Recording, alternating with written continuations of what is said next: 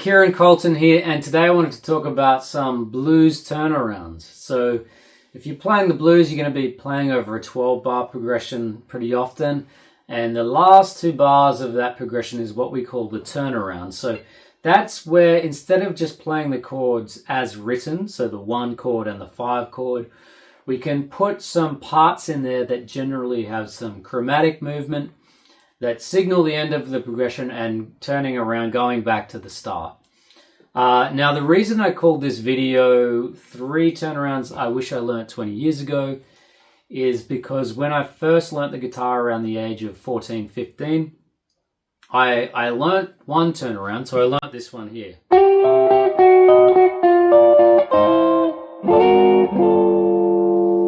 Right, and then I didn't learn any other ones, so that was the only one I knew. So whenever we'd get to the turnaround section of the 12 bar, I'd just play that, and so pretty quickly that got pretty repetitive and same, just playing the same thing all the time. So what I wish I'd done is just learn a bunch of different turnarounds. So there's lots of different variations you can play. So if I just learn a bunch of them, then whenever I'd get to the turnaround, I'd have different options, you know. I could play different things. It'd sound more interesting. So what I'm going to do today is show you 3 turnarounds that you can start using, and just, you know, add that to your playing. So we're in the key of C here. I'm going to show you these examples in the key of C, but they work in any key. So key of C up here. Now the turnaround starts on the second last bar of the progression, so that's going to be on the 1 chord.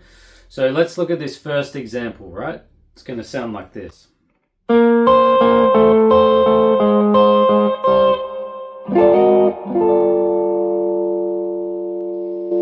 Right, so we've got our pinky on the high E string on the 8th fret, and then we have some chromatic movement on the D string, moving from the 8th fret to the 5th fret.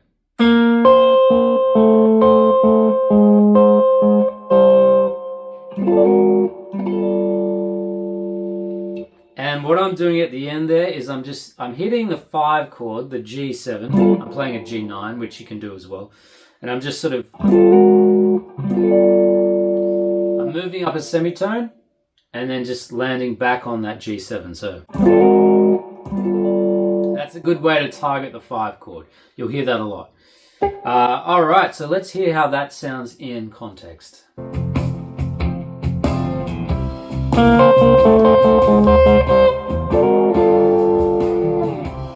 Okay, so let's have a look at another one. So this one here, it's similar in a way because you still have the chromatic movement on the D string from the 8th to the 5th. But now we have some notes on the G and B string as well. So here's what it sounds like.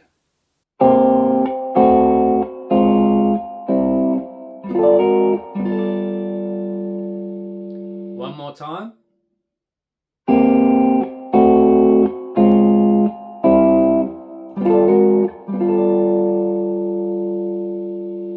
Great, okay, let's have a listen to that.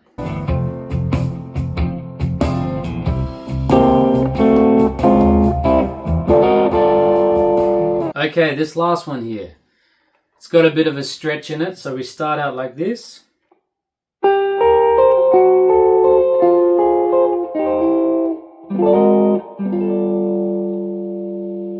right, one more time.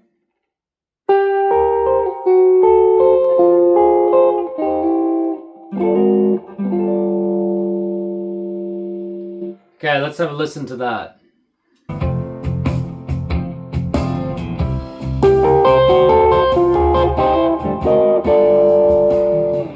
Alright, so there's 3 turnarounds you can start using, and as I said, you can use them in different keys. So say if you're playing in the key of A, you would just move all of those, what we just did, they would all move down 3 frets, right? So, you know, the first one we did, in A, you just play it here. Just transposing it, right? Yeah, there's 3 you can start using. Have fun with those. Yeah, it's definitely worth it learning these.